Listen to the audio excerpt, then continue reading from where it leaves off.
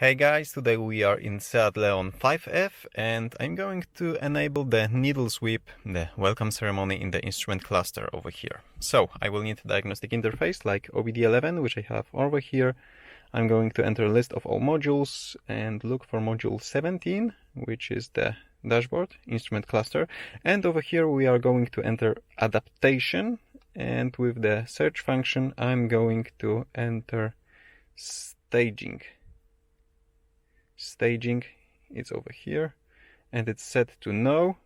So let's change this adaptation channel value from no to yes, slide to write it, and I believe right now the needle sweep function should work. So let's take the key out,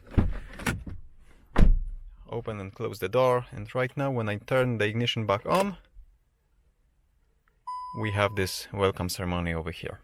Okay, so in the description below this video you'll find more details about this procedure. Give me a thumbs up if you like this simple tutorial and subscribe for future ones. See you soon.